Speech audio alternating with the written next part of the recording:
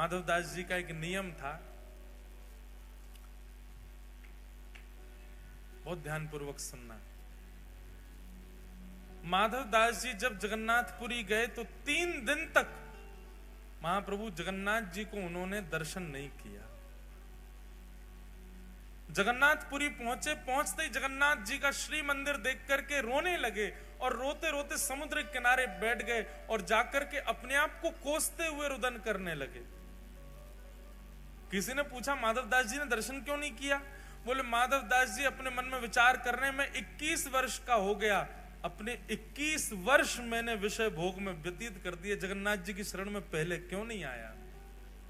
इस उदासी से बैठे जगन्नाथ वहां समुद्र के तट पर जाके और अपने आप को दंड दे रहे हैं, ना कुछ पा रहे हैं, ना कुछ पी रहे हैं, ना कुछ पा रहे हैं, बस एक निष्ठ होकर रुदन करते जा रहे हैं और बार बार स्वयं को कोस रहे हैं, मैंने 21 वर्ष निकाल दिए। अरे तो भाई किसी ने कहा माधवदास जी को प्रसन्न हो जाना चाहिए, अब तो आ गए शरण में। बोले अब जीवन का कोई पता है क्या? मेरे जीवन के केवल इतने ही दिन हो, 21 वर्ष 6 दिन की मेरी आयु हो, तो इसका मतलब अब शेष 3 ही दिन रह पाऊंगा मैं ठाकुर जी की शरण में। 21 वर्ष तो मैंने विषय भोग में निकाल दिए। इस बात से परेशान होकर रोने लगे। अच्छा, माधवदास जी ने कोई 3 दिन का नियम नहीं लिया था, माधवदास जी तो मृत्यु पर्यंत अनशन पर बैठ गए समुद्र के तट पर जाके कि मैंने अपना जीवन व्यर्थ कर दिया, ठाकुर जी की शरण में पहले नहीं आया।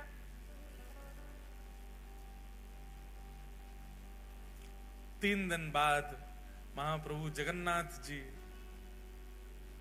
ब्रह्मवेदी पर बैठे हैं, महाप्रसाद सामने रखा है, लक्ष्मी मैया हाथ जोड़ करके खड़ी हैं, ठाकुर जी से कह रही हैं नाथ भोग आरोग हो। जगन्नाथ प्रभु कह रहे हैं देवी इच्छा नहीं हो रही। क्यों? आप तो जगन्नाथ हो, आप तो प्रसाद देखते ही महाराज हाथ लंबे कर लेते हो, दूर दूर से पाने लग जाते हो, और आज आपको इच्छा नहीं हो रही, क्या बात है? महाप्रभु जी कहते हैं एक मेरा भक्त सब छोड़ के आ गया, सब त्याग करके आया, त्याग करके मेरे शरण में आया है, लेकिन इस बात की ग्लानि में बैठा है कि इतने वर्ष मैंने क्यों संसार में विषय भोग भोगे, और वो भूखा प्यासा 3 दिन से पुरी में समुद्र के तट पर बैठा है।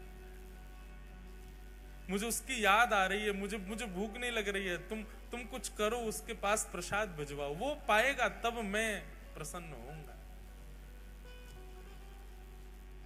लक्ष्मी जी ने स्वर्ण के थाल में महाप्रसाद को, जबकि थाल में कभी महाप्रसाद नहीं पाया जाता, थाल में प्रसाद केवल ठाकुर जी पा सकते हैं जगन्नाथपुरी में, बाकी सबको तो पत्रों में पाना पड़ता है, मट्टी के बर्तन में पाना पड़ता है, थाल में कोई प्रसाद नहीं पाता। लेकिन सन्मुख का थाल जिसमें महाप्रभु जगन्नाथ भोग लगाते हैं, वही थाल जगन्नाथ जी के अधुरामृत से युक्त थाल एक बालक का रूप धारण करके माधवदास जी के पास ले जाया गया, और माधवदास जी के पास रख करके कहा, बोले कि आप ही माधवदास हैं? स्वर सुनकर के बोले हाँ जी मैं ही हूं। बोले श्री ठाकुर जी ने आपके लिए प्रसाद भेजा है मंदिर से, पा लीजिए। माधवदास जी तो महाराज प्रसाद देखने में व्यस्त हो गए, बालक अंतर ध्यान हो गया, प्रसाद देख करके इतने प्रसन्न हो गए, बोले ठाकुर जी ने प्रसाद भेजा, तुरंत प्रसाद पा लिया। प्रातः काल होते ही मंदिर में थाल नहीं मिला, सब जगह हाहाकार मच गई, पुजारियों पर प्रश्न चिन्ह उठाने लगे। गजपति महाराज ने पुजारियों को खड़ा किया, थाल कहां गया ठाकुर जी का? सब बोले हमने तो भीतर ही पधराया, पता नहीं कहां गया। ठाकुर जी ने गजपति राजा को स्वप्न आदेश दिया, बोले चिंता नहीं करो, समुद्र के तट पर माधवदास नाम के भक्त हैं, उनके पास ही वो थाल में नहीं भिजवाया था, क्योंकि वो 3 दिन से अनशन पर बैठे थे। ये खबर सुनते ही सब पुजारियों सहित गजपति राजा गए और समुद्र तट पर देखा माधवदास जी बैठे हैं, प्रसन्न मुद्रा में, स्वर्ण का थाल रखा है, प्रसाद पा चुके हैं। सब ने जाके दंडवत किया और कहा महाराज आप दर्शन के लिए चलो। समस्त पुजारी और गजपति राजा माधवदास जी को लेकर के मंदिर में जैसे ही गए, मंदिर में माधवदास जी के प्रवेश करते ही ब्रह्मवेदी पर बैठे श्री जगन्नाथ झूमने लगे, ऐसे आनंदित होने लगे माधवदास को देख के। बंधुओं, हम सबने झूमते हुए ठाकुर जी को देखा है जब वो रथ पे जाते हैं, पर जैसे ठाकुर जी वो रथ पे जाते हुए झूमते हैं पंडा पुजारियों के संग, ऐसे ठाकुर जी वास्तव में अपने अनन्य भक्तों को देख के ब्रह्म वेदी पर झूमने लगते थे। कितने प्रसंगों में मैंने देखा, माधवदास जी के प्रसंग में देखा, यहां सालवेग के प्रसंग में देखा, रघुदास नाम के भक्त हुए उनके प्रसंग में देखा, ठाकुर जी ऐसे झूमते थे, मस्त मदमस्त हो जाते, जैसे मानो कोई वस्तु हो। अब हमारे जो जगन्नाथ जी है ना, भागवत जी वाले, ये भी झूम जाते हैं। कई बार कथा में जोरदार कीर्तन होता है तो जोर से माइक बजता है तो ये भी ऐसे झूमते हैं, कभी कभी दिखते हैं। तो ठाकुर जी झूमने लगे माधवदास को, और जैसे ही झूमने लगे सब पंडा पुजारी जय जयकार करने लगे, हरि हरि बोलो, हरि हरि बोलो। महाप्रभु प्रसन्न हो गए माधवदास को देख करके। माधवदास जी ने प्रथम दर्शन किया श्री जगन्नाथ जी का, नेत्रों में अश्रु भर आए, ठाकुर जी को निहारते रहे, दर्शन किया। अब नित्य माधवदास जी दर्शन को जाने लगे। बहुत सुंदर चरित्र है माधवदास जी का। मैं तो आज 5-6 चरित्र सुनाने के भाव से आया था, अब जितने हो जाएं सुनो। माधवदास जी परम विद्वान थे। माधवदास जी के चरित्र में आता है, बहुत ध्यानपूर्वक सुनिएगा।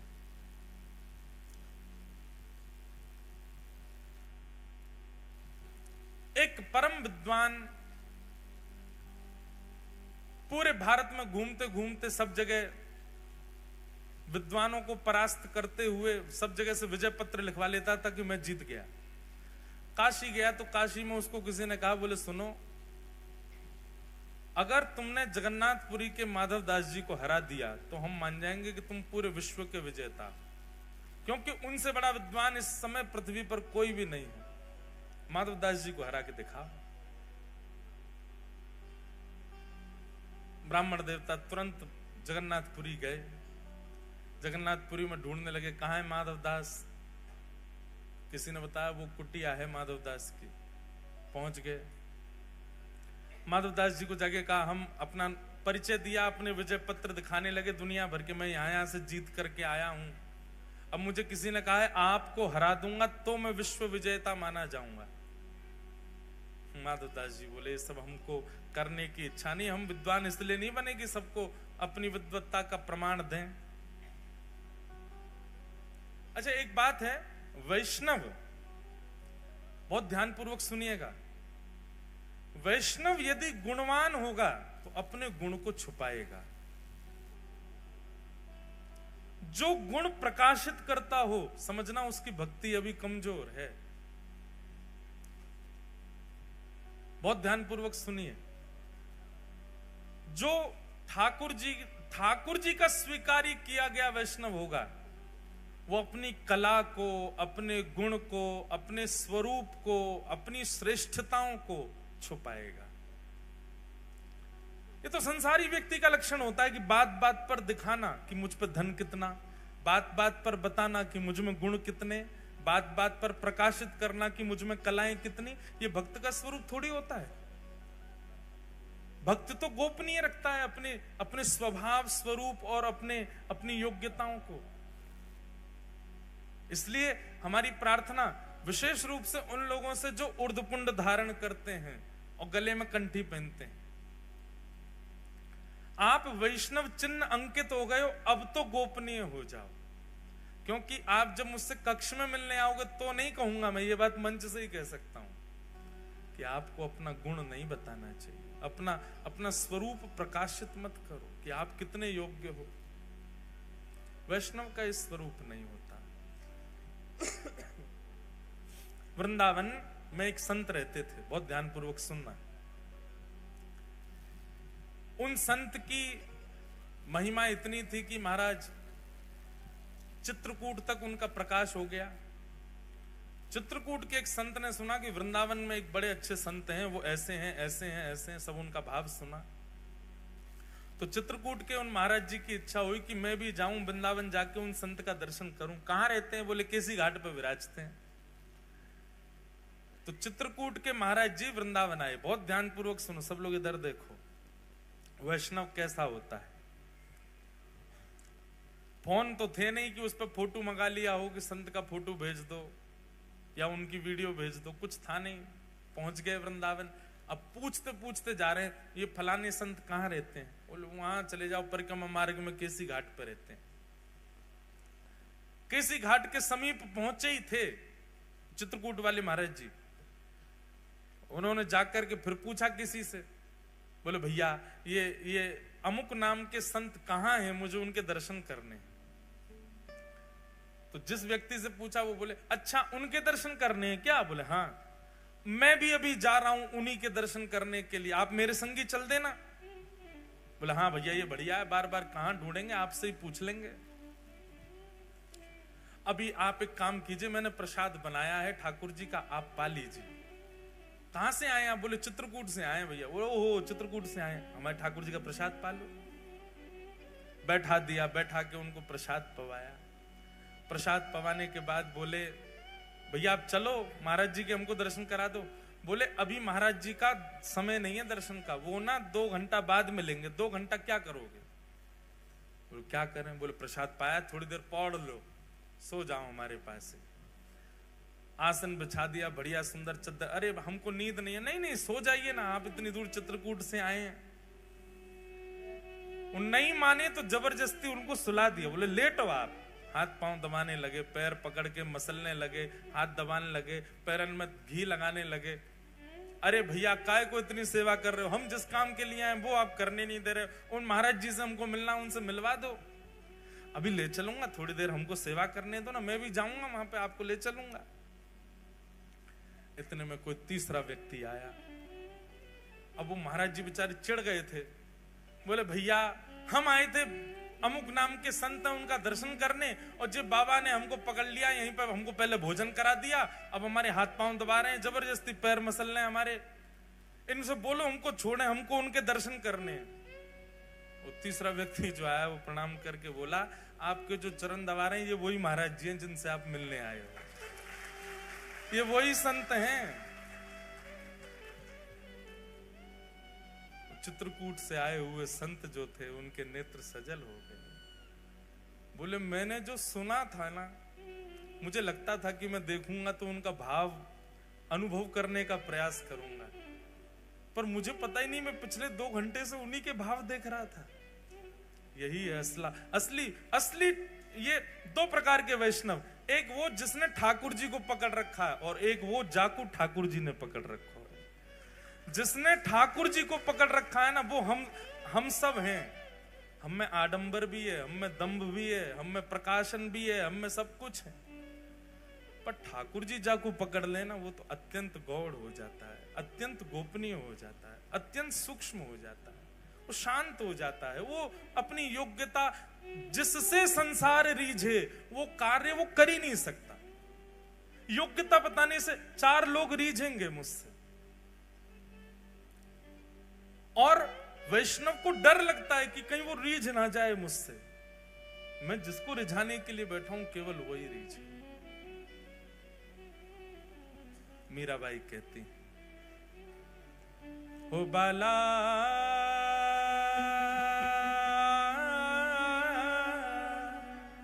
मैं बैरागन हूंगी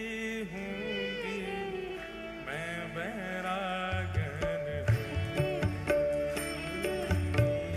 मैं बैरागन। क्यों?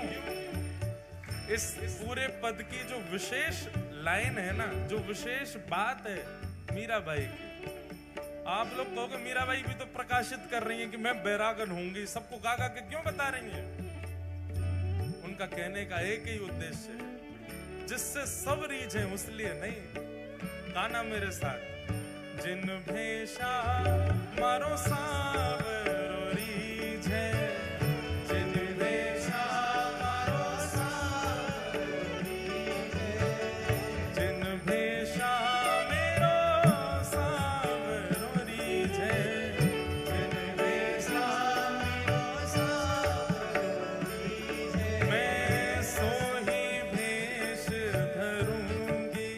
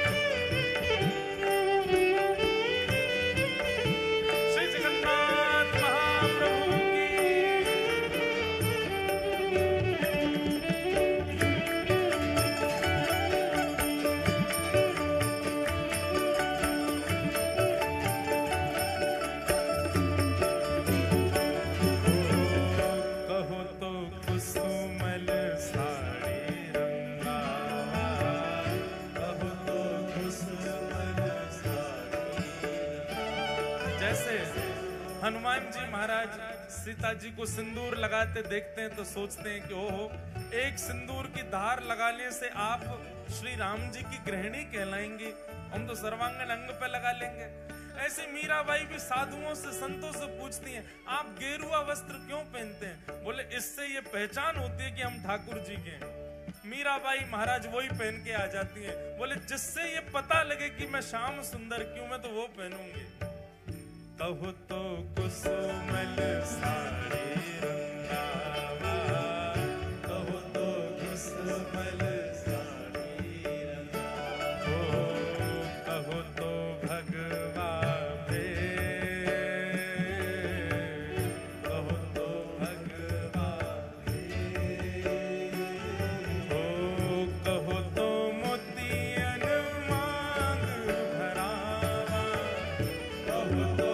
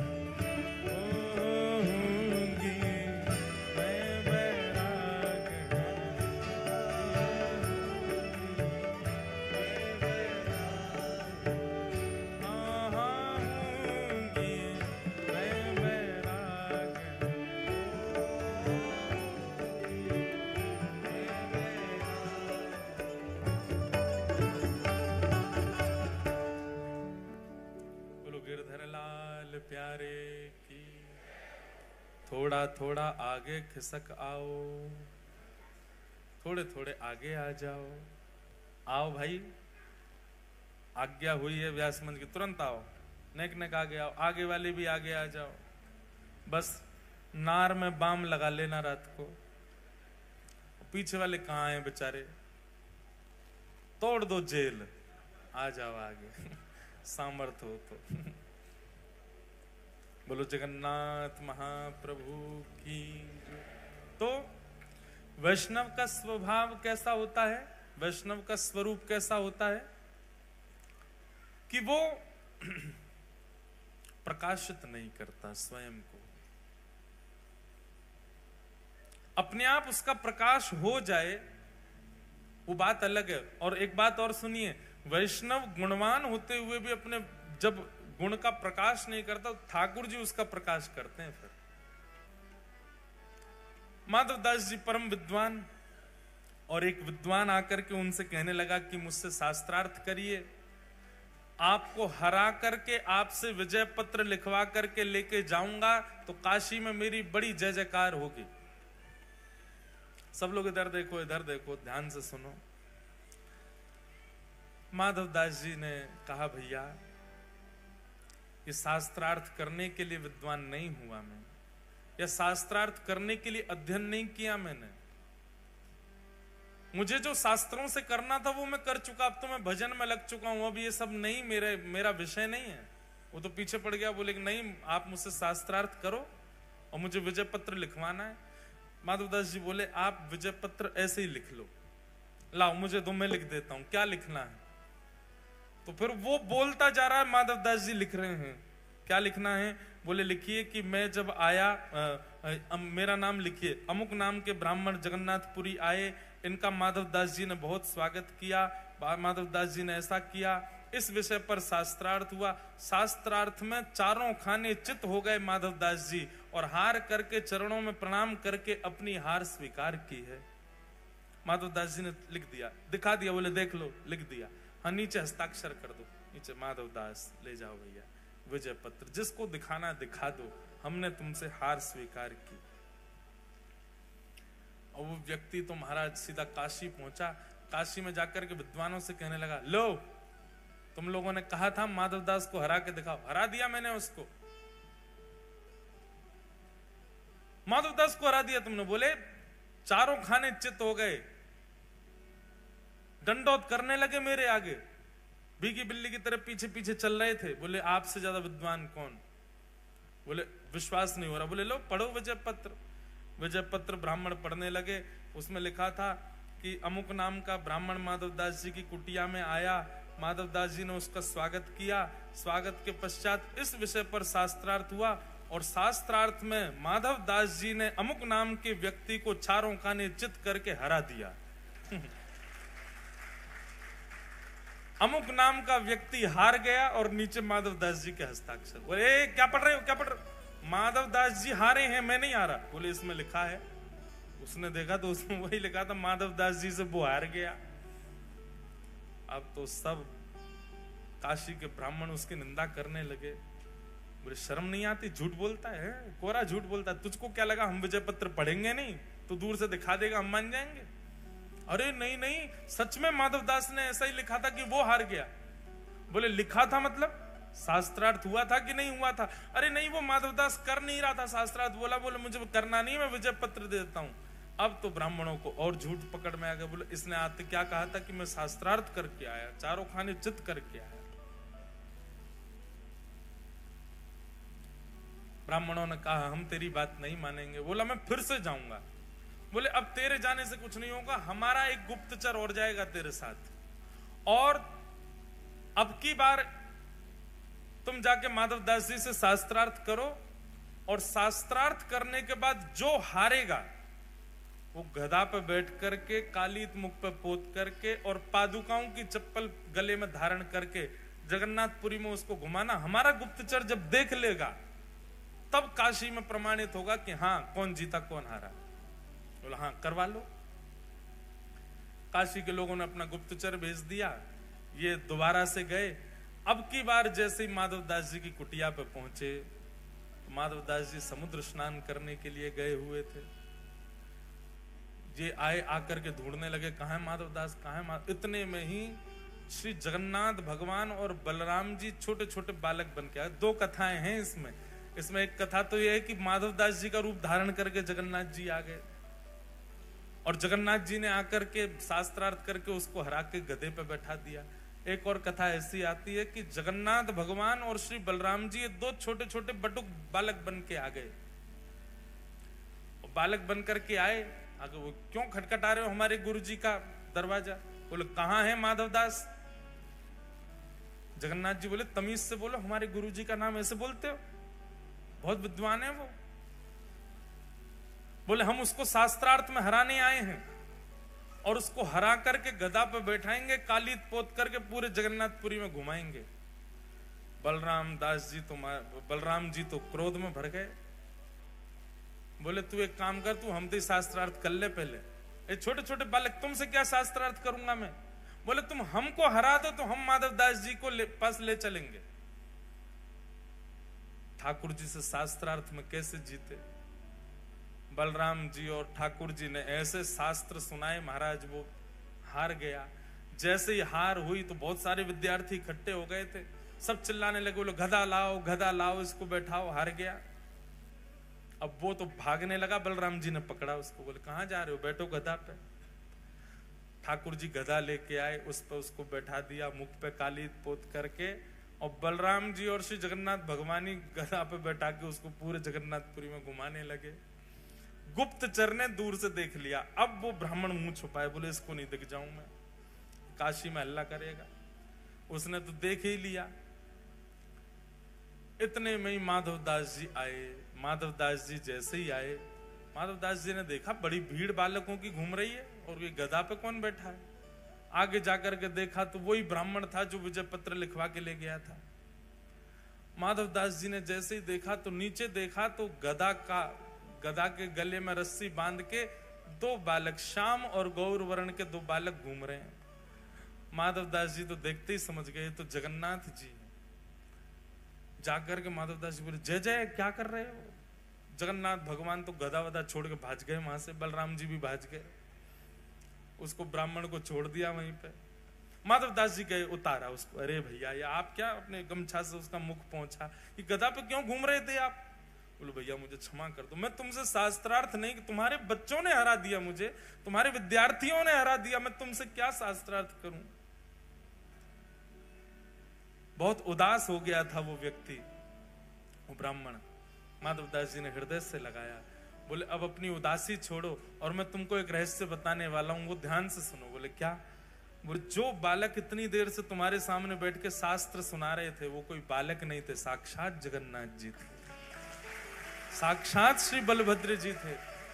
अरे भैया तुम्हारी विद्वत्ता रंग लाई, तुम्हारा बार बार जगन्नाथपुरी आना इतना भा गया ठाकुर जी को कि ठाकुर जी बालक का रूप धारण करके तुम्हारे सामने आ गए और तुमको दर्शन देके गए। जगन्नाथ जी का अनुयायी बना दिया उस विद्वान को। उसकी विद्वत्ता का मूल सार्थकता क्या होनी चाहिए विद्वत्ता की? श्री ठाकुर जी के चरणारविंद, वो दिला दिए उसको। ऐसे श्री माधवदास। तो हम प्रसंग ये लेके बैठे थे कि श्री जगन्नाथ भगवान बीमार क्यों होते हैं। जगन्नाथ भगवान इतने महाप्रभु हैं और भगवान को बीमारी होना, ये माधवदास जी के चरित्र में ही आता है कि श्री माधवदास जी को अतिसार का, पेट का एक रोग हो गया, जिसके कारण उनको बार बार शौच जाना पड़ता था। माधवदास जी मंदिर भी नहीं जा पा रहे थे, कोई सेवक भी नहीं था पास में, और स्वयं उठने की स्थिति में नहीं थे। इतने बीमार हो गए माधवदास जी कि बस पड़े पड़े बिस्तर पर ही मलमूत्र का त्याग कर रहे थे। जब बहुत समय तक इस हालत में आ गए कि अब उठ भी नहीं पा रहे, इतना बल भी नहीं बचा था, तब श्री जगन्नाथ जी ही उनके यहाँ एक दास का रूप धारण करके आए और आकर के अपने हाथों में जल भर भर के लामे और माधवदास जी के अंग पर लगे हुए मल मूत्र आदि को अपने हाथ से साफ कर रहे हैं श्री जगन्नाथ जी। माधवदास जी के नेत्र खुले, नेत्र खोल करके देखा तो श्याम वर्ण का एक बालक सेवा का। माधवदास जी से कहां बचने वाले ठाकुर जी, उनको सुगंधी आ गई, चंदन की सुगंधी आ गई, कपूर की सुगंधी आ गई, कस्तूरी की, केसर की। ठाकुर जी के श्री अंग से विविध विविध सुगंधियां आती हैं। एक संत जन बता रहे, कभी ठाकुर जी यदि समीप आ गए तो उनकी सुगंधी से पहचाना जा सकता है। ठाकुर जी समीप से आएंगे तो कुछ अलग अलग सुगंधी आएंगी, जैसे कि श्री अंग की सुगंधी चंदन की भांति होगी। ठाकुर जी समीप आएंगे तो कस्तूरी की, अगर शीतकाल में ठाकुर जी मिलेंगे तो कस्तूरी की सुगंधी आएगी, ग्रीष्म काल में मिलेंगे तो चंदन की सुगंधी आएगी। ठाकुर जी यदि वर्षा आदि के मौसम में कभी सामान्य रूप से मिल जाएंगे तो केसर कपूर की मिश्रित सुगंध आएगी श्री ठाकुर जी में से। ठाकुर जी जब समीप आएंगे, चाहे छद्म भेष में ही आ जाएं, उस समय का जो वातावरण होगा ना, आपके मन की स्थिति सर्वगुण योग्य हो जाएगी। जो विचलनता है, जो व्याकुलता है, जो असमंजसता है, ये सब एक प्रकार से समाप्त हो जाएंगी। ठाकुर जी जब समीप आएंगे तो वातावरण इतना अनुकूल हो जाएगा कि मानो निद्रा जैसी आ गई हो, कोई सुला दे बस। आलस्य नहीं, अत्यंत शांति और सुख का अनुभव होगा ठाकुर जी समीप आ गए तो। ऐसे अनेक अनेक भाव हैं। माधवदास जी तो पहचान गए, बोले कि ये कोई बालक नहीं है, साक्षात जगन्नाथ है। हाथ पकड़ लिया, क्या कर रहे हो ठाकुर जी आप? मेरे मलमूत्र को क्यों धो रहे हो? मुझ पर पाप क्यों चढ़ा रहे हो? भगवान कहते हैं, माधव, जब वैष्णव मेरे लिए परिवार का त्याग कर सकता है, वैष्णव मेरे लिए अपने पुत्र का त्याग कर सकता है, वैष्णव अपने लिए, मेरे लिए अपनी सब सुख समृद्धियों का त्याग कर देता है, विषय भोगों का त्याग कर देता है, अपनी युवावस्था का त्याग कर देता है, यौवन का त्याग कर देता है, तो मैं अपने वैष्णव के लिए भगवत बुद्धि का त्याग नहीं कर सकता? वास्तव में जो वैष्णव मेरे लिए इतना त्याग करता है, वो फिर अपनी सेवा या अपनी क्रिया स्वयं थोड़ी करता है, मैं ही सेवा करता हूं, मैं ही क्रिया करवाता हूं। तुमने इतना त्याग किया, मैं तुम्हारे लिए इतना नहीं करूं? माधवदास जी बोले, तो फिर नाथ मेरे मेरे मेरे रोग को दूर कर दो। बोले, रोग तो तेरा प्रारब्ध है, वो तुझे भोगना पड़ेगा, और तू अगर नहीं भोगेगा तुझे जन्म लेने के लिए दोबारा आना पड़ेगा। माधवदास जी बोले, मुझसे ये रोग अब सहा नहीं जा रहा नाथ, कितने दिन का रोग और है? बोले, भगवान बोले, भी 15 दिन का और है, इसको और भोग लो। ठीक है नाथ, प्रयास करूंगा। लेकिन जगन्नाथ भगवान जैसे ही मन उसके भवन से निकले, मन में विचार करने लगे, ठाकुर जी ये विचारों मेरे दर्शन नहीं कर पा रहा, इतना कष्ट में है, पतला दुबला सा बेचारा माधवदास, मैं इसके पास जाता हूं तो इसको और कष्ट होता है, और कोई इसकी सेवा में है नहीं है, कष्ट इतना ज्यादा अभी तक भोग चुका है कि 15 दिन में हो सकता है प्राण भी निकल जाए। तभी क्या होता है, शाम का समय हुआ और अचानक से माधवदास जी स्वस्थ हो गए, उनकी सारी पीड़ा दूर हो गई, सारा रोग निवृत्त हो गया, बिल्कुल मानो जैसे कुछ हुआ ही ना हो, ऐसे परम प्रसन्न श्री माधवदास जी हो गए। बोले, ओहो, निश्चित ठाकुर जी आए थे, ठाकुर जी का स्पर्श होने से मेरा रोग ठीक हो गया। माधवदास जी स्नान आदि करके तैयार होकर के सीधे भागे सबसे पहले मंदिर। जैसे ही मंदिर पहुंचे, मंदिर के अंदर प्रवेश करते ही देखा तो पुजारी रोक रहे थे, रो रहे थे, नेत्रों से आंसू गिर रहे। माधवदास जी बोले, क्या हो गया? बोले, ठाकुर जी को बुखार चढ़ गया है। श्री माधवदास जी का शेष रह गया 15 दिन का जो रोग था, 15 दिन का जो श्रम था, श्री जगन्नाथ जी ने अपने ऊपर ले लिया, और स्वयं उसको, क्योंकि प्रारब्ध का है, उसको भोगना तो पड़ेगा ठाकुर जी ने। और आज तक ठाकुर जी उसको धारण करते हैं। साल में एक बार माधवदास जी की स्मृति में भगवान श्री जगन्नाथ पीड़ा में जाते हैं। है कोई इतना दयालु, है कोई इतना कृपालु संसार में? अरे लोग बोलते भले ही हैं कि आपका ये रोग मुझे लग जाए, आपकी ये पीड़ा मेरे जीवन में आ जाए, लोग ऐसा व्यवहार में बोलते जरूर हैं, पर इसको पालन करने वाले तो संसार में केवल जगन्नाथ जी, उन्होंने ही करके दिखाया। नहीं तो महाराज कोविड में दिख गया था, पति ने पत्नी बंद कर दी कमरा में, यहीं रहे, नीचे तो ही दवाई दे रहा है, भीतर पा लेना, व्हाट्सएप कर रहा है, स्टीम ले लेना। तुमने तो 7 जन्म 7 निभाने का कहा था। अरे पगली, बच्चों को कौन संभालेगा? मैं भी बीमार हो गया तो। पर ऐसा नहीं है, कई परिवारों को मैं जानता हूं, वहां पर तो अच्छा हमारे साथ क्या हुआ हम अपनी सुनाए, काय को ज्यादा इसको इमोशनल बनाए। हमारे जितने भी भाई लोग संग में रहते हैं, सब ब्राह्मण देवता, हम लोगों का नियम, मतलब कोविड जब शुरू हुआ था तो फर्स्ट लॉकडाउन जब लगा तो न्यूज पे आता था 3 बार हाथ धोएं, हैंड सैनिटाइज करें, घर में रहते हुए भी कम से कम इतनी दूरी रखें, और ये सब। तो हम जब देखते थे, मैंने कि सुनो, इनमें से एक का भी पालन हम तो नहीं करेंगे। क्यों? मैंने कि अकेले बीमार होके हॉस्पिटल गया तो मन कैसे लगेगा? अगर जाएंगे तो सब जाएंगे संग में, तो रोज सबको पकड़ना, रोज सबको गले लगाना, रोज हुआ किसी को नहीं, पर हमारा ऐसा भाव था। मैंने कि जाएंगे तो एक ही एम्बुलेंस में भर के जाएंगे सब रे, अकेले मन नहीं लगेगा यार, वहां कहा करेंगे फिर।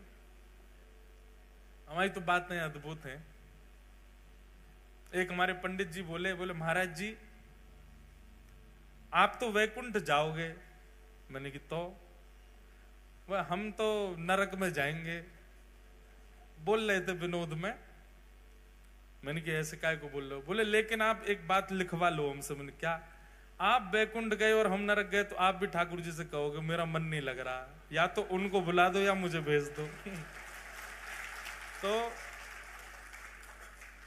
वैकुंठ जाने वाला तो नरक जाएगा नहीं, ठाकुर जी उसको भेजेंगे नहीं। तो मैंने कि तो बोले अंत तो गत्वा हमको ही नरक से बुलवाया जाएगा स्पेशल विमान से, वो उनको बुलवाओ। क्यों? बोले उनका मन नहीं लग रहा वहां पे। मैंने कहा अब ये तो विनोद की बात है, सब भैया कथा सुनवे वाले, कथा कहवे वाले, नित्य उर्द पुंड लगाने वाले, श्री लाल जी की नित्य सेवा करवे वाले, जे बैकुंठ भी नहीं जाएंगे, जे महाराज प्राण निकाल के पुनः वृंदावन में ही जन्म ले लेंगे, फिर से वृंदावन में आ जाएंगे। ये बात सत्य है।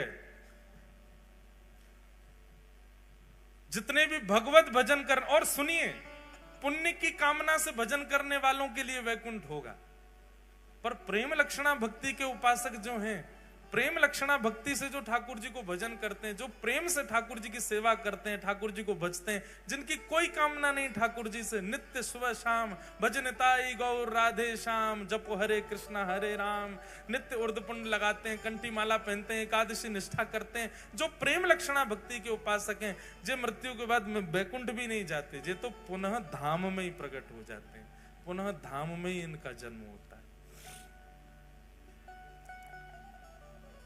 आन मिलो परिवार आपनो, सखी समाज में लायो, भाग्य बड़ो वृंदावन पायो, भाग्य बड़ो वृंदावन पायो, भाग्य बड़ो वृंदावन पायो, भाग्य बड़ो वृंदावन पायो।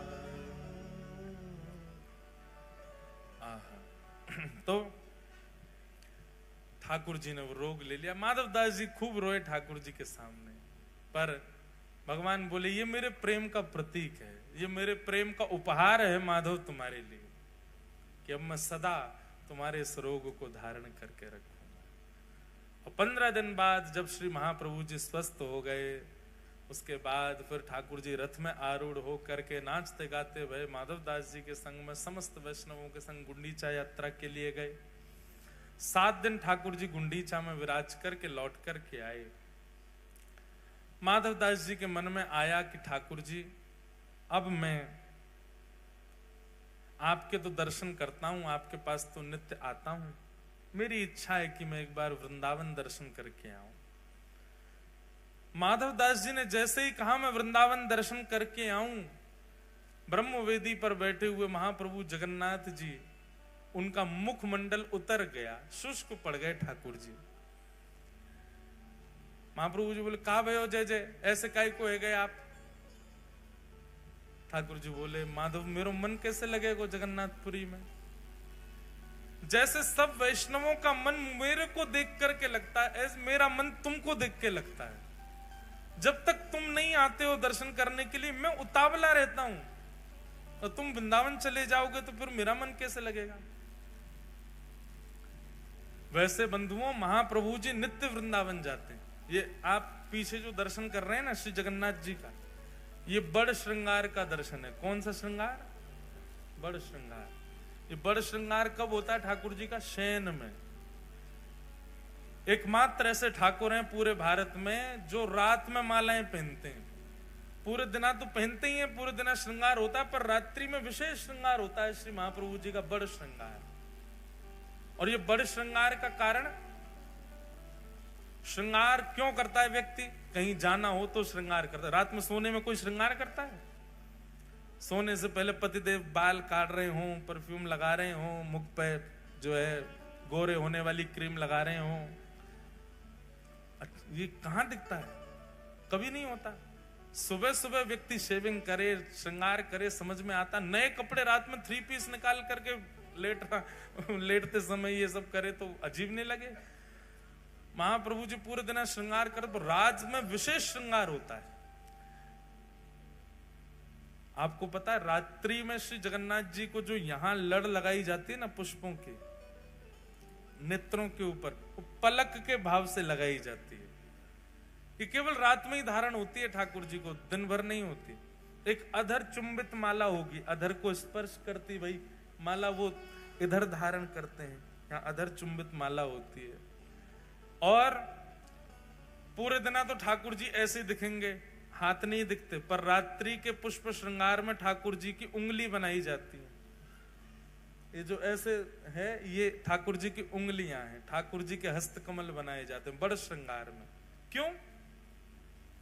बोले कपाट बंद होते श्री जगन्नाथ जी अंतर ध्यान हो जाते हैं। बोले कहां चले जाते हैं? बोले श्री जी के पास जाते हैं रास विहार करने के लिए। श्री किशोरी जी के पास में रास विहार के लिए जाते हैं। और सुनो, बड़ श्रृंगार से पहले ठाकुर जी को गीत गोविंद लिपटाया जाता है। पूरे अंग पर ठाकुर जी गीत गोविंद पहनते हैं। क्यों? बोले गीत गोविंद यदि ठाकुर जी को नहीं पहनाया तो श्री ठाकुर जी वृंदावन नहीं जाएंगे, फिर वहां चले जाएंगे जहां गीत गोविंद का पाठ हो रहा होगा। और गीत गोविंद का पाठ जहां चलता है ठाकुर जी वहां दौड़ जाते हैं। अगर ठाकुर जी को गीत गोविंद नहीं पहनाया, ठाकुर जी वहां चले गए, तो श्री जी बेचारी निकुंज में अकेली बैठी प्रतीक्षा करेंगी। इसलिए श्री जी के रास विहार में ठाकुर जी समय से पहुंच जाएं, उससे पहले ठाकुर जी को गीत गोविंद पहनाया जाता है, फिर श्रृंगार किया जाता है। संपूर्ण श्रृंगार ठाकुर जी को सजा धजा करके बिल्कुल सुंदर बना करके भेजते हैं। क्यों? ठाकुर जी रास विहार में जा रहे हैं। इसलिए श्री जगन्नाथ जी रात्रि में वृंदावन ही जाते हैं, शयन पुरी में नहीं करते, वृंदावन ही पहुंच जाते हैं, वहां जाके रास विहार करते हैं और रास विहार करके फिर आते हैं। ऐसे अद्भुत नाथ हैं हमारे जगन्नाथ। तो माधव दास जी कहने लगे मैं तो वृंदावन जा रहा हूं। ठाकुर जी बोले मत जाओ। माधव दास जी बोले जाऊंगा। तो ठाकुर जी बोले दूसरा उपाय हमको ले चलो। माधव दास जी जोर से हंसने लगे, बोले आप कैसे जाओगे? यहां से नेक दूर गुंडीचा, वहां के लिए यहाँ तो 6 महीना में रथ बनाना पड़ता है आपके लिए। और वो 6 महीना में बने हुए रथ में बैठ के भी कितना पाते हुए जाते हो आप गुंडीचा तक? बोले आप श्री मंदिर से नीचे तक उतर के जाते हो, बीच में 2 बार रसगुल्ला का भोग लग जाता है आपको। इतनी तो भूख लग जाती है आपको। जैसे व्यक्ति टहलने जाए 6, 7, 8 किलोमीटर 500, 600 कैलोरीज बर्न करके आए तब तो भूख लगे। हमारे ठाकुर जी कैसे पता है? अगर आपने श्री ठाकुर जी का नाथ द्वार की पद्धति में, पुष्टि मार्ग पद्धति में ठाकुर जी को उठा करके गोद में विराजमान करके पोशाक पहना के मुकुट धरा के माला धराई, इतने में ही ठाकुर जी इतने थक जाते हैं कि रोने लगते हैं। यशोदा मैया के का है गो? बोले मैया तेने मुंह को बहुत श्रमित कर दियो। क्यों? और तेने नभाते समय जोड़ते हाथ मीट दिए, तेने मुंह को गोद में उठा के यहां ते वहां कर दियो, तेने मेरी धोती बदल के दूसरी पहना दी। इतने मैया मैं तो थक गयो, हार गयो। तो यशोदा मैया श्रम भोग लेके आती है ठाकुर जी। कौन सा भोग? ये श्रम भोग आता है। बताओ, इतने में तो श्रमित हो जाते हैं ये, थक गए बेचारे, अब खवाओ इनको कछु। बोले आप ये श्री मंदिर से गुंडीचा अगर कोई व्यक्ति पैदल भी जाए तो 20-25 मिनट लगेगा उसको पहुंचना, इतना ही लगता है। जगन्नाथ महाप्रभु को गुंडीचा जाने में बीच में 6 बार 7 बार 10 बार भोग लगता है, इतना पा लेते हैं। बोले यहां तक तो आप 10 बार पाते हो, वृंदावन तक तो आप पूरे भारत का अन्न पालोगे। जय जय, यहीं विराजो, हम होके आते हैं। और माधव दास जी ज्यों ज्यों जगन्नाथपुरी से जा रहे हैं त्यों त्यों ठाकुर जी के नेत्र सजल। मैंने 2 कथाएं ऐसी सुनी हैं जिसमें 2 स्थिति अलग अलग दिखाई देती हैं। एक तो है श्री चतुर्भुज दास जी की, जब चतुर्भुज दास जी गिरिराज जी से दूर जा रहे हैं और ज्यों ज्यों पग बढ़ा रहे हैं त्यों त्यों उनकी स्थिति दयनीय होती जा रही है। और एक स्थिति है माधव दास की, माधव दास जी ज्यों ज्यों जगन्नाथपुरी से दूर जा रहे हैं वहां ठाकुर जी व्याकुल होते जा रहे हैं। बंधुओं, प्रेम लक्षणा भक्ति इन दोनों स्थितियों में ही है कि ठाकुर जी से दूर एक बार आप जाओ तो आपको व्याकुलता हो, लेकिन प्रेम किसी दिन इतना बढ़ जाए कि आप ठाकुर जी से दूर जाओ ठाकुर जी व्याकुल हो जाएं। गोवर्धन वासी सांवरे, गोवर्धन वासी सांवरे, गोवर्धन वासी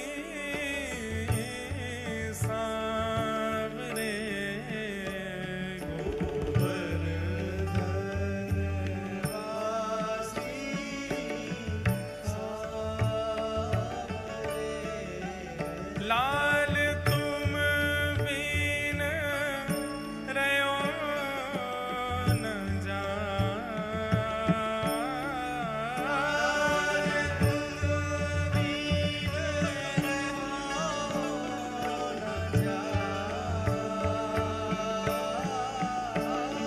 लाल तुम बिन रयो न जाए रे,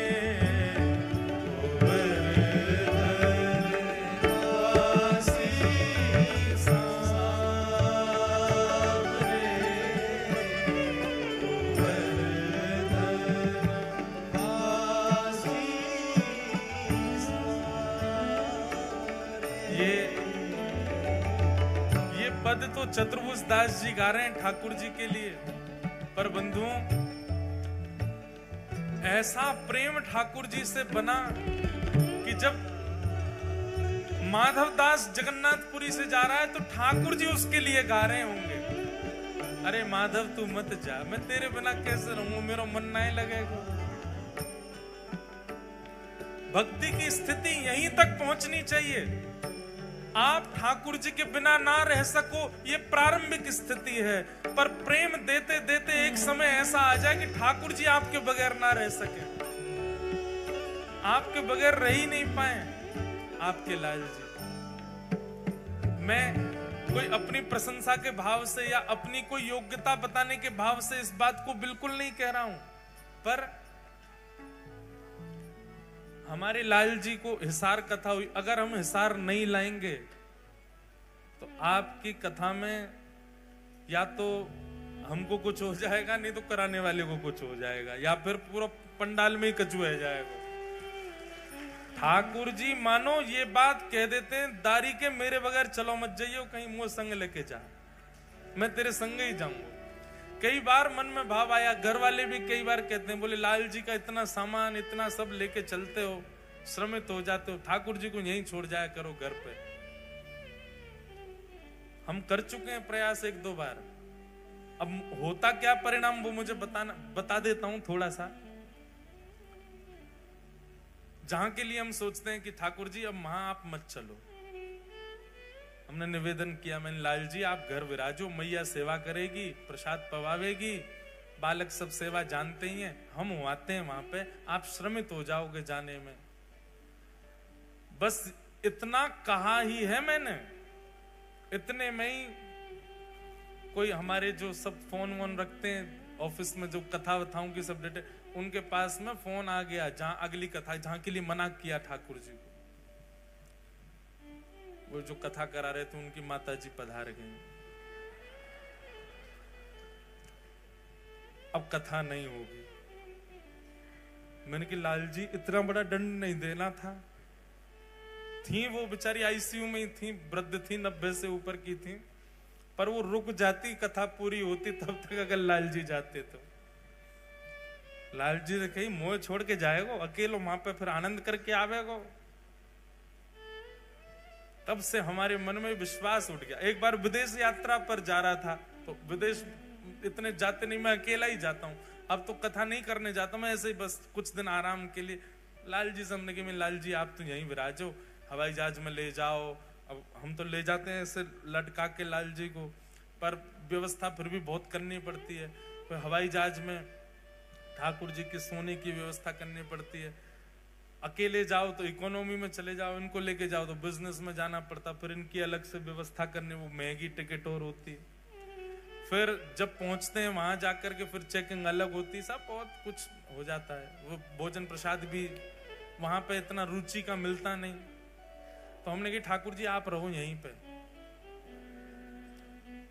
ठाकुर जी से नहीं कही, बाकियों से बात कर लिए, भैया सेवा करना, ठाकुर जी के बढ़िया प्रेम से आनंद कराओ। ये पक्का हो गया कि श्री गिरधर लाल जी अब विदेश नहीं जा रहे। तो रात्रि में जिसके यहाँ जाना था उसका फोन आ गया, बोले महाराज जी कब आ रहे हो? मैंने कल की फ्लाइट है भैया, हम आ रहे हैं। और सुनो लाल जी नहीं आ रहे हैं, अब हम बढ़िया आ रहे हैं, चकाचक घूमेंगे और खूब बढ़िया। अब कोई ज्यादा चिंता है नहीं, लाल जी आते हैं तो फिर ध्यान रखना पड़ता है, कहीं भी जाओ शाम होने से पहले लौट के आओ, ठाकुर जी का शयन होना है आदि आदि। गाय की दूध की व्यवस्था नहीं होती, पाउडर वाला देसी गैया का दूध ले जाना पड़ता, बहुत सारी व्यवस्था। अब बिल्कुल निश्चिंत हैं, हम अकेले आ रहे हैं। नहीं महाराज जी वो तो ठीक है, पर मेरे बॉस ने मुझको फायर कर दिया, मेरी जॉब चली गई आज। और महाराज जी बहुत वो हो गई, अब तो मैं सोच रहा हूँ कैसे करूं। अब आप आएंगे, आपके संग रहना, मुझे दूसरी जॉब ढूंढनी पड़ेगी, मुझे समय लगेगा। आपका समय कुछ स्थगित हो जाए कुछ दिन का, और अच्छा हो जाए कि आप अगली वर्ष ही आओ। मैंने कोई नहीं तो तुम, मैंने कि अपना काम करो, हम तो एक और वैष्णव है वो भी पीछे पड़ा, मैं उसके यहाँ रुक जाऊंगा। बोले हाँ महाराज जी ठीक है। अब मैंने उसको फोन किया, मैंने कि भैया तुमको खुशखबरी देनी है कि हम उसके यहाँ नहीं रुक रहे हैं, हम अब तुम्हारे यहाँ रुकेंगे। महाराज जी आपके फोन आने से 5 मिनट पहले ही मैंने भारत की टिकट करवाई, मैं तो भारत जा रहा हूं, मैं तो हूं ही नहीं यहाँ पर। मैं तो अभी आज सुबह ही मन में आया कि मुझे भारत जाना चाहिए। मैंने कहा यार ये हो क्या रहा है। फिर हमारी एक दूर की रिश्तेदार थे, मैंने टिकट तो हो ही गई है, जाना तो है, उनके यहाँ रुक जाऊंगा। उनको फोन किया मैंने कि भैया ऐसे ऐसे हम तुम्हारे यहाँ आ रहे हैं। बोले ओहो मत आइए, हमारे बच्चे बीमार हो गए, बच्चों को हॉस्पिटलाइज कर दिया है। जब 3 जगह से ये हो गया कि भाई अब तो दिक्कत है, मैं समझ गया। मैंने कि लाल जी चलो, आप चलो, आपके पाम पूजूं, आप चल दो मेरे साथ, आपको मैं लेके जाऊंगा बिल्कुल। अभी सुनो असली बात। प्रणाम करके कही मैंने कि लाल जी चल दो, आप बिल्कुल ये विचार मत करो आपको छोड़ के जाऊंगा, आप चल दो, जैसी व्यवस्था होगी सब करूंगा, आप चलो। बस ये निवेदन किया है, आधा घंटा में उसका फोन आ गया। बोले महाराज जी मेरी जॉब दोबारा लग गई है। फिर दूसरे का फोन आया, बोले महाराज जी मैंने घर में चर्चा की तो सब बोले भारत की टिकट $100 दे के आगे करवा दो, रुक जाओ महाराज जी आ रहे हैं, यहीं रुक जाओ। मैंने कहा अब तुम भी नहीं जा रहे? बोले नहीं। तीसरे बोले बच्चे हमारे स्वस्थ हो गए, उनकी रिपोर्ट बिल्कुल नेगेटिव आ गई है। मैंने कहा वाह, तो ये हैं हमारे लाल जी। तो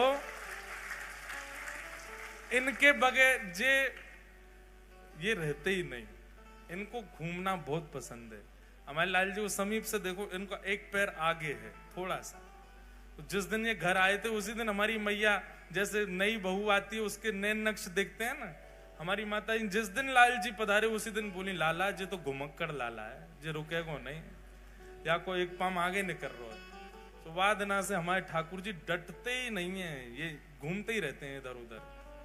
अब इनको जाना है तो इनकी सारी व्यवस्था लेके चलनी पड़ती है। तो हम कोई अपनी प्रशंसा नहीं बता रहे, पर आपको आपकी भक्ति सुख कब देगी? प्रारंभिक सुख तो तब मिलेगा जब आप अपने ठाकुर के बिना ना रह सको। आपको चिंता हो रही है, कथा चल रही है, मुझे घर जाना है, भोग लगाना है, ये प्रारंभिक स्थिति है कि आपको आपके ठाकुर जी की याद आ रही है। पर एक स्थिति ऐसी आए कि नगर से बाहर जाने की जैसी आपकी योजना बने, वो योजना निरस्ती होती जाए। क्यों? ठाकुर जी आपको जाने नहीं दे रहे हैं। ठाकुर जी कह रहे हैं या तो जाए मत या मुंह को संग लेके जा, तब आपको अत्यंत सुख मिलेगा। अब आपके ठाकुर जी आपके बिना नहीं रहते। ये भक्ति की चरम स्थिति है, ये भक्ति की प्रेम स्थिति है। तो श्री माधव दास जी से जगन्नाथ जी का ऐसा प्रेम कि जगन्नाथ जी बोले मोए ले चल वृंदावन, मैं मंदिर छोड़ने को तैयार हूं पर तो तेरे बिना ना रहूंगा। ऐसे श्री माधव दास जी वृंदावन को निकल गए, ठाकुर जी को छोड़े आए। माधव दास जी का स्वरूप था 6-7 दिन तक भूख सह लेते थे, लेकिन अभी जगन्नाथपुरी से निकले चंद घंटे ही हुए कि माधव दास जी को इतनी जोर की भूख लगी कि महाराज या तो फल मिल जाए नहीं तो पेड़ ही खा जाएंगे, इतनी भूख लगने लगी। माधव दास जी बोले ऐसी व्याकुलता भूख की तो मुझे कभी नहीं हुई जैसी आज हो रही है। तभी एक नगर दिखा, दौड़ करके माधव दास जी उस नगर में गए, किसी का गेट खटखटाया। मैया, वृद्ध मैया ने बोला मैया तेरे घर में जो बना हो बासा कूसा मुझे भोजन करा, बहुत भूख लगी। अरे बैठो बाबा, थाली लगाई, पाने लगे माधव दास। मैया सामने बैठ गई आके, बोले बाबा बड़े निर्दयी हो। बोले क्यों, ऐसे क्यों कह रही है? अकेले पा रहे हो, बगल में सांवला सा बालक बैठा है, इसको क्यों नहीं पे, बेचारा ऐसे टुकुर टुकुर तुम्हारी थाली की ओर दिख रहा है, इसको क्यों नहीं खिलाते हो? माधव दास जी बोले मेरे संग तो कोई भी नहीं है मैया, मैं अकेला हूं। बोले अरे इतना सुंदर सा प्यारा सा घुंघराले केश हैं, कटाक्ष नेत्र हैं, श्याम वर्ण का, मैं तो ये सोच रही हूं पता नहीं कौन सी मैया ने अपना बालक बाबा जी को दे दिया है। तुम बाबा कहीं हरण करके तो नहीं ले जा रहे इस बालक का? माधव दास जी बोले बालक? तभी समझ आया, इतनी जल्दी इतनी तीव्र भूख लगना, बगल में बालक का अदृश्य होना, मुझे ना दिखना, सामने वाली को दिखना, श्याम वर्ण का होना। बोलो हो तो चले आए हो संग में हमारे। श्री जगन्नाथ जी संग ही जा रहे हैं श्री माधव दास जी के, अंतस्थ में बैठ के, हृदय में बैठ करके महाप्रभु श्री जगन्नाथ जी वृंदावन जा रहे हैं। जिन माधव दास जी को 1 महीना में वृंदावन पहुंच जाना था, उनको वृंदावन पहुंचने में 6 महीना लगे। क्यों? 10 कदम चलते ही भूख लगे आती है। तो माधव दास जी अपने पेट को जय जय नेक्स्ट सह लो। अब तो ठाकुर जी को बस इतना कहते हैं, इतनी दूरी पर गांव है, बस वहां तक मुझे चलने देना, वहां पहुंचते ही भोजन कराऊंगा। क्योंकि एक भूख तो माधव दास जी की, दूसरी भूख हृदय में बैठे जगन्नाथ जी की। माधव दास जी रात में पौड़े पौड़े कभी किसी नगर में, जय जय एक बात बताओ, आपको इतनी भूख लगती क्यों है, इतना पाते क्यों आप? ठाकुर जी बोले अरे तू नहीं जानता, क्या नाम है मेरा? जगन्नाथ, जग का नाथ, पूरा विश्व मेरे गर्भ में विद्यमान है, मैं नहीं पाऊंगा तो फिर सब भूखे रह जाएंगे, या हमारे मुंह पानो ही पड़े तभी सबन को भोग लगे। वास्तव में श्री जगन्नाथ जी प्रसाद भोग आरोगते हैं, इसीलिए हम सब तृप्त रहते हैं। कई लोग कहते हैं ठाकुर जी को 56 भोग लगाने की क्या आवश्यकता है, ठाकुर जी का बंगला बनवाने की क्या आवश्यकता, लाखों करोड़ों रुपए लोग फूंक देते हैं ठाकुर जी के उत्सव में, क्या जरूरत है भगवान को भोग लगाने की? भैया ठाकुर जी को जब आप 56 भोग आरोग आते हो ना, उस समय आप विश्व मंगल कार्य कर रहे हो। आपके एक बार के 56 भोग की सेवा करने से ना जाने कितने भूखों का उस दिन पेट भरेगा। क्यों? ठाकुर जी ने आपकी तरफ से पाया, ठाकुर जी के गर्भ में पूरा विश्व है और सब पा लेते हैं, सब देवी देवताओं को लग जाता है, सब मानवों को पेट में कुछ ना कुछ पहुंच जाता है, क्योंकि ठाकुर जी आरोग रहे हैं। वृंदावन बिहारी लाल का जब आप बंगला बनवाते हो तो ठाकुर जी को शीतलता मिले उसके लिए करते हैं। ठाकुर जी के अंग में संपूर्ण ब्रह्मांड है, ठाकुर जी शीतल होते हैं तो सब शीतल हो जाते हैं, इस भाव से ठाकुर जी की सेवा की जाती है। वृंदावन जैसे ही पहुंचे माधव दास जी ने चना खरीद लिए थे एक जगह से खूब सारे, वही खा लेते थे जब भूख लगती थी। वृंदावन जाकर के यमुना तट पर स्नान आदि करके आपने चना आरोग लिए, और चना पाव के जैसे ही बिहारी जी के दर्शन करने निधिवन राज में गए, बिहारी जी उस समय प्रकट हुए ही हुए थे। इतने में ही कपाट लगे थे बिहारी जी के, भीतर से स्वामी हरदास जी आए और दर्शनार्थियों में बोले हाँ भैया तुम में माधव दास कौन है? माधव दास जी बोले इनको मेरा नाम कैसे पता? बोले मैं हूं जय। बोले इधर आओ। जैसे ही आए बोले तुमको जरा भी होश नहीं है, हैं? हमारे बिहारी जी का पूरा मुंह छील दिया तुमने। माधव दास जी बोले मैंने कुछ नहीं किया, मैं तो बिहारी जी देखे ही नहीं अभी तक, पहली बार दर्शन करूंगा मैं तो। स्वामी जी हाथ पकड़ करके भीतर ले गए गर्भगृह में, और भीतर ले जाकर बिहारी जी खड़े हैं सामने। बोले बिहारी जी यूं कह रहे हैं, बोले एक माधवदास नाम को शिष्य वो आयो चेला हमारो, और सवेरे सवेरे माने रूखे चना खवा दिए मुंह, और ठाकुर जी अपना मुंह खोल के दिखा रहे हैं। तो माधवदास जी जैसे ही गए बिहारी जी का दर्शन करने, बिहारी जी ने अपना मुंह खोल के दिखाया छोटा सा, वो देखो छाले है गए मुंह में। माधवदास जी के नेत्र सजल हो गए, बोले जय जय। जैसे अब ये बात माधवदास जी तो नहीं बोले, मैं बोल रहा हूं। जैसे हमारे फोन में नेटवर्क होता है, आप राजस्थान में प्रवेश करते तो प्रवेश करते ही मैसेज आ जाता वेलकम टू राजस्थान। एयरटेल या जो भी आपका, वो वहां का टावर जो है वो कनेक्ट कर लेता है। माधवदास जी चले तो थे जगन्नाथपुरी से, जब तक उड़ीसा में थे तो चित्त में जो ठाकुर जी वो जगन्नाथ रूप में थे। जो जो प्रांत आते गए उस प्रांत के प्रमुख ठाकुर जी का कनेक्शन होता गया। जैसे ही वृंदावन आए माधवदास जी तो चित्त में विराजमान जगन्नाथ जी बांके बिहारी जी हो गए। अब माधवदास जी ने तो वही चने पाए जो जगन्नाथ जी पा रहे थे, पर बिहारी जी को मोह छिल गए हो। क्यों? क्योंकि बिहारी जी तो भैया महलन के ठाकुर हैं, ये तो मीठो मीठो पामे, हल्को हल्को पामे।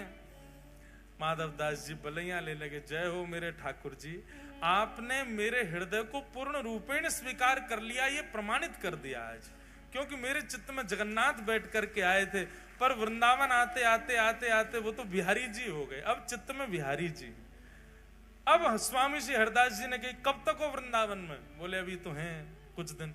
बोले तब तक यहीं पाओ मंदिर में। क्यों? तुम जो पाते हो वो ठाकुर जी को लगता है, इसलिए चकाचक महाराज घुटवा दो, माधवदास जी को चकाचक पवाओ ताकि बिहारी जी प्रसन्न रहें। माधवदास जी तो भुजा उठा करके नृत्य करते हैं, आनंदित में रहते हैं, कितना प्रेम करते हैं, कितना स्नेह करते हैं ठाकुर जी।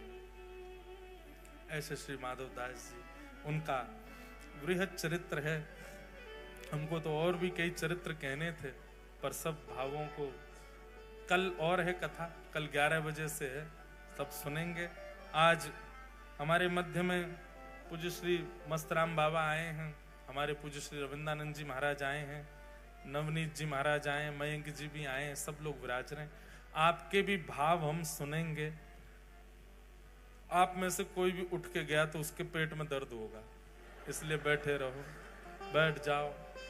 अभी कोई भी नहीं जाएगा, पहले संत जनों के प्रवचनामृत सुनेंगे, उसके बाद जाएंगे। उससे पहले 2 पंक्ति बड़े भाव से गाओ। बलभद्र और सुभद्रा संग विराजे ब्रज के नाथ, बलभद्र और सुभद्रा संग विराजे ब्रज के नाथ। बलभद्र और सुभद्रा संग विराजे ब्रज के नाथ, बलभद्र और सुभद्रा संग विराजे ब्रज के नाथ। हे रथ आरूढ़ भय नंद नंदन, रथ आरूढ़ भय रथ आरूढ़ भय नंद नंदन, रथ आरूढ़ भय हो कहलाए जगत के नाथ। वृंदावन प्यारो वृंदावन, प्यारो वृंदावन, हे श्री वृंदावन मेरो वृंदावन, रथ आरूढ़ भय नंद नंदन, रथ आरूढ़ भय कहलाए जगत के नाथ। वृंदावन